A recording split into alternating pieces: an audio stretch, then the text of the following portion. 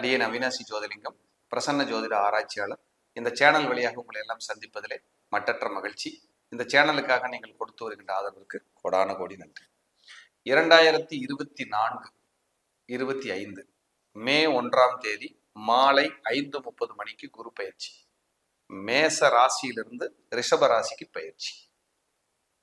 குரு பயிற்சியை எல்லாரும் உற்று நோக்கிக்கிட்டு இருக்காங்க.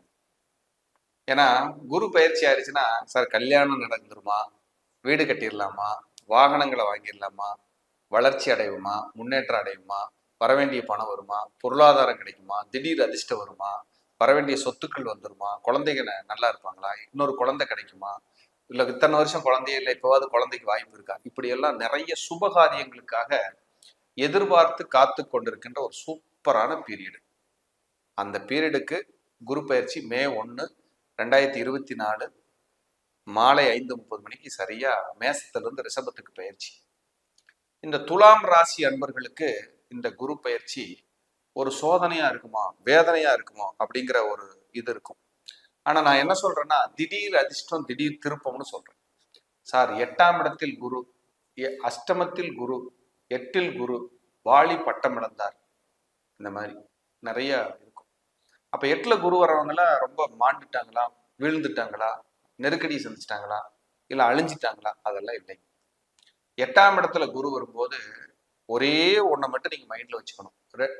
ஃபர்ஸ்ட் பேராசைப்படாதீங்க, முதல் பாயிண்ட். ரெண்டாவது, கண்மூடித்தனமா எதுலையும் இறங்கிறாதீங்க. இது ரெண்டை மட்டும் ஃபாலோ பண்ணிங்க. நிச்சயமா தோல்வி கிடையாதுங்க, எந்த தோல்வியும் கிடையாது. கண்மூடி, ஏன்னா 8ங்கிறது பேராசை. அங்க குரு வர்றாரு, உங்களை சும்மா இருக்க விட மாட்டார். ஒரு காடை வித்து, தோட்டத்தை வித்து இதுல போடுறேன், ஒரு வர வேண்டிய பணத்தை தூக்கி இதுல போட்டேன், நகையை வித்து அப்படி போட்டேன், இப்படி போட்டேன், இப்படி எல்லாத்தையும் போட்டு ஒண்ணு இருக்காது. இதெல்லாம் போராட்டத்தோட உச்சமாக மாறிவிடும். அப்போ துலாம் ராசிக்கு 7ல் இருந்த குரு 8க்கு வராரு. சரி, அது ஸ்தானத்துல 8ல் உட்கார்ந்தாரு. அப்ப நஷ்டம், சேதாரம், அவமானம், கடன், நோய், வழக்கு, விபத்து, கண்டம், போராட்டம், நெருக்கடி, நிம்மதியின்மை இதெல்லாம் கொடுப்பாரா சார்? எப்படி கொடுப்பாருன்னா, சக்திக்கு மீறி போகும்போது, யோசனையே இல்லாம களத்துல இறங்கும் போது இதெல்லாம் வந்துடும். அப்படி இல்லை சார், நான் கரெக்டா திங்க் பண்ணி கரெக்டா டிராவல் பண்றேன் சார்னா தப்பே வராது. இதுல ஒரு கிஃப்ட் என்னன்னா, அவர் எங்க பாக்குறாருன்னு பாருங்க. ஏன்னா குரு பார்க்க கோடி தோஷ நிவர்த்தி. எவ்வளவு தோஷங்க? கோடி தோஷ நிவர்த்தி. அப்ப இந்த தோஷத்தை நீங்கள் நிவர்த்தி செய்ய அந்த பார்வைக்கு பலம் இருக்கு, பெரிய பலம் இருக்கு. அப்ப உங்க ராசிக்கு நேர 12ஆம் இடத்தை பார்ப்பாரு. முதல்ல தூக்கமே இல்லை சார்னா நல்லா தூக்கம் வருங்க. வெளிநாடு, வெளியூர், வெளிமாநிலம் போறதுக்கு முயற்சி பண்ணிட்டு இருந்தா நடக்கும். கும்பாபிஷேகம் பண்றதுக்கு நான் முன்னாடி நின்று எல்லாமே செய்யறேன் சார்னா அதையும் நீங்க நடத்திடுவீங்க. நிறைய தூர தேச பயணங்கள், தூரம் வெளிநாடு போறதோ, கோயில் குளத்துக்கு போறதோ, இந்த மாதிரி போயிட்டு வரதுக்கான வாய்ப்பு கிடைக்கும். 2ஆம் இடத்தை பாக்குறாரு, வராத பணம் வரும், திடீர் சொத்துக்கள், திடீர் அதிர்ஷ்டம். சார் நான் ரொம்ப நாள் எதிர்பார்த்துருந்தேன், எங்க அப்பா இப்ப கூப்பிட்டு காம்ப்ரமைஸ் ஆகி சரி உயில் பண்ணி வச்சிடறேன் பாட்டாரு சார், அது ஒரு 2 கோடி ரூபாய்க்கு அந்த சொத்து போகும் சார். இதெல்லாம் நடக்கும். திடீர் அதிர்ஷ்டம். உங்க சொத்துக்கள்ல ஒரு காம்ப்ரமைஸ் நடக்குங்க, அதெல்லாம் இப்ப நடக்கும். அவர் 2ஆம் இடத்தை மட்டும் பார்க்கல, 4ஆம் இடத்தையும் பார்க்கிறார். 4ஆம் இடம் தான் பதவி, 4ஆம் இடம் தான் உங்க ஹெல்த், 4ஆம் இடம் தான் உங்க அம்மாவோட ஆரோக்கியம், 4ஆம் இடம் தான் உங்களுடைய வாகனம், 4ஆம் இடம் தான் வீடு. அப்ப இது எல்லாமே உங்களுக்கு பிளஸ். இதுல மைனஸ் எல்லாம் இருந்ததுன்னா அப்படியே பிளஸ்ஸா மாறப்போகுது. உங்க அம்மாவுக்கு ஆரோக்கியம் சரியாயிரும், உங்க ஆரோக்கியம் மேம்படும். பதவி கூப்பிட்டு கொடுப்பாங்க, பதவியில சிக்கல் இருக்குன்னா சரியாகும். வீடு, இடம், நிலம், வாகனத்துல வெள்ளங்கம் இருந்ததுன்னா சரி பண்ண போறீங்க, சரியாகக்கூடிய காலம். ஏன்னா உங்களுடைய நேரடியா குரு 9ஆம் பார்வையா பாக்குறாரு 4ஆம் இடத்தை. அப்ப அம்மா கூட எங்கேயாவது கோயிலுக்கு போயிட்டு வர்றது, இல்ல வீட்டுல ஒரு ஹோமம் பண்றது, வீட்டுல பூஜை ரூம் சரி பண்றது, இதெல்லாம் நடக்கும். இல்லைன்னா புதுசா கோயிலுக்கு பயணம். சார் ரெகுலரா இனிமேல் காலையில பிரம்ம முகூர்த்தத்துல நான் இந்த கோயிலுக்கு ரெகுலரா போலான்னு ஐடியா பண்ணியிருக்கேன் சார், அப்படி ஒரு புது பிளானிங்கை உங்களுக்கு டியூன் பண்ணும். இதெல்லாம் ஒரு நல்ல விஷயம், ஒரு அற்புதமான விஷயம்.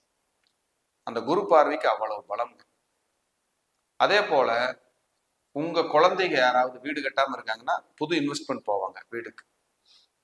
ஒரு சொத்தை வித்து இன்னொரு சொத்துல உள்ள போடுறேன் சார் அப்படின்னு உங்க குழந்தைங்க யாராவது துளாராசிக்காரன் குழந்தைங்க இருந்தா அது நடக்கும். உங்க குழந்தைங்க படிக்கவே இல்லை, ரொம்ப டிஸ்டர்ப்டா இருக்காங்கன்னா அந்த உங்க லேசா அப்படி படிக்க ஆரம்பிப்பாங்க. ஆனா ஒண்ணே ஒண்ணு என்னன்னா, குழந்தைகளோட ஹெல்த்ல கொஞ்சம் கவனம் செலுத்து. குழந்தைகளோட ஹெல்த்ல கொஞ்சம் கவனம் செலுத்துனீங்கன்னா கொஞ்சம் நல்லது, ரொம்ப நல்லது. கொஞ்சம் ஆரோக்கியத்துல எக்ஸ்ட்ரா கேர் எடுத்துங்க. சின்ன குழந்தைகளா இருக்காங்க உங்களுக்கு அப்படின்னா மேலே விழுந்துடாம கீழே மேலே விழுந்துடாம பார்த்துக்குங்க. சைலன்சர் சூடு, கத்தி, சுடு தண்ணி, கரண்ட்டு, ஹைட்ல ஏறி இறங்குறது, இந்த மாதிரியான காலகட்டத்தை இருக்கும். கவனமா இருக்கணும், ஒரு எச்சரிக்கை. அப்போ எச்சரிக்கையில நீங்க பார்த்து நடந்துக்கிட்டா போதும்.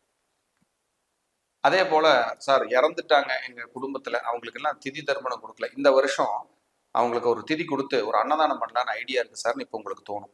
அது நடக்குது, வாய்ப்பு இருக்கு, நடத்திக்கு, தப்பு வராது, நல்லா இருக்கும். அதே போல உங்க ஆஃபீஸும் உங்க வீடும் ஒன்னா இருக்கிற மாதிரி இல்லை, உங்க வேலைகள் எல்லாம் வீட்டில் கொண்டு வந்து ஆஃபீஸ் மாதிரி போட்டு அங்க கணக்கு வழக்கு பார்க்குற மாதிரி இப்போ உங்களுக்கு சேஞ்ச் ஆகும். ஏற்கனவே உங்க ராசிக்கு 6ல் ராகு போறாரு, என்ன எதிர்ப்பு வந்தாலும் ஜெயிச்சுக்கலாம். 6ஆம் இடத்துல ராகு இருக்கிறது ரொம்ப விசேஷம். இப்ப குரு 8ஆம் இடத்துக்கு போறாரு, உங்க வாகனத்துல கவனமா போங்க, இல்ல வாகனத்தை பழுது பார்க்குற மாதிரி வரும். இது ஒரு மைனஸும் அங்க இருக்கு, வாகனத்தை பழுது பார்க்குற மாதிரி வரும். வேற வாகனம் வாங்கலாமா, சும்மாவாது யாராவது கொண்டு வந்து இடிச்சிருவாங்க, அந்த மாதிரி சின்ன சின்ன ஒரு தொந்தரவு கூட வந்து போகலாம். அது நிதானமா போய் நிதானமா வாங்க. இன்சூரன்ஸ் கவனம், உங்க ஹெல்த்துக்கானாலும் சரி வாகனத்துக்கானாலும் சரி ஒரு இன்சூரன்ஸ் போட்டு வச்சுக்கிறது சேஃப். உங்களுக்கு சொத்துக்கள் பேர்ல இருக்கிற பணம் தொகை எங்களுக்கு பிரிச்சு கொடுக்கல, அப்படியே வச்சிருக்காங்க சார், அதெல்லாம் நடந்துருமா அப்படின்னா இப்ப அதுக்கான காலம், அதுக்கான ஒரு பீரியடை நம்ம அது பார்க்கலாம். ஒரு மாற்றத்தை நோக்கிய பயணத்தை அது கட்டாயம் கொடுக்கும், ஒரு நிம்மதியை கண்டிப்பா கொடுக்காம போகாது. இப்படி நிறைய விஷயங்களை சொல்லிக்கிட்டே போகலாம், நிறைய விஷயங்கள் இருக்கு. அப்போ குரு பயிற்சிங்கிறது துலாம் ராசிக்காரர்களுக்கு 8ல் இருக்குங்கிறத அந்த ஒரு மைனஸை மட்டும் பார்க்காம பார்க்குற இடத்துக்கு நிறைய பலன்கள் இருக்கு, அது நமக்கு நல்லதுதான் செய்யும், நிச்சயமா நம்ம நல்லா தான் இருக்க போறோம்னு நீங்க நம்புங்க அப்படின்னு சொல்றேன். நெகட்டிவ் தாட் உங்களுக்கு மைனஸ் தாட், நெகட்டிவ் தாட் வரவே கூடாது. அதாவது துலாம் ராசிக்காரங்களுக்கு உதவி மனப்பான்மை நிறைய இருக்கும், யாருக்காவது ஏதாவது ஹெல்ப் பண்ணுங்கிற எண்ணம், அவங்க மட்டும் நல்லா இருந்துட்டாங்கன்னு வைங்க எல்லாத்தையும் பார்த்துக்குவாங்க, அவ்வளவு சூப்பர் ராசி. ஏன்னா அங்க சனி உச்சமாகிறாரு, அந்த ராசிக்குள்ளதான் நரசிம்மர் சுவாதி உள்ள உட்காந்துருக்கு, விசாகம் உள்ள உட்காந்துருக்கு, சித்திரை உள்ள உட்காந்துருக்கு.